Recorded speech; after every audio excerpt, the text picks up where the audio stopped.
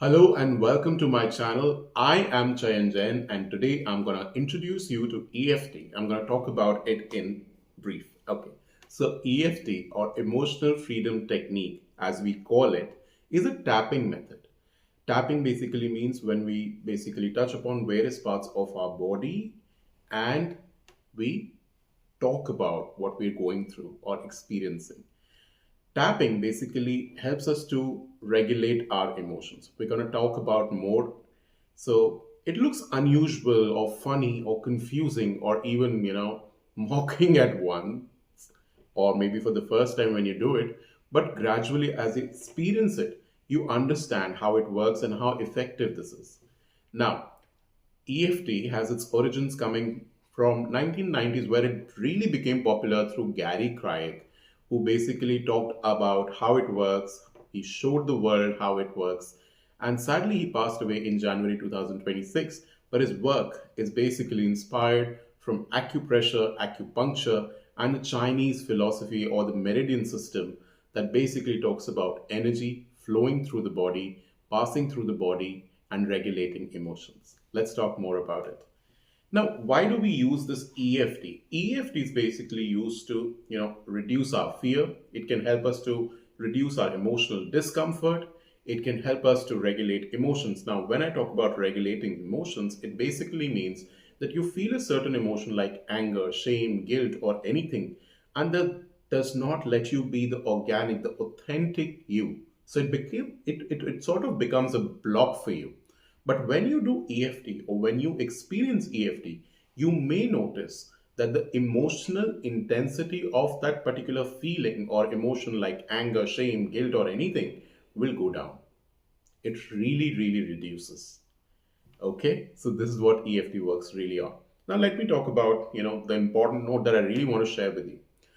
EFT is never a replacement for any kind of medical, psychological, or psychiatric help or treatment that you're taking.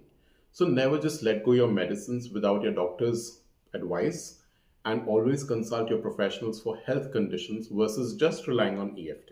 Okay? So EFT is not a replacement for medical advice and always consult your professional doctors or therapists in case there is any kind of a health issue. Now let's talk about energy and meridians. Meridians are basically pathways through which energy flows or moves in the body. Now there are many meridians in the body. I'm not going to get into that detail, but when we regulate this flow of energy in our body, we feel emotionally supported from within.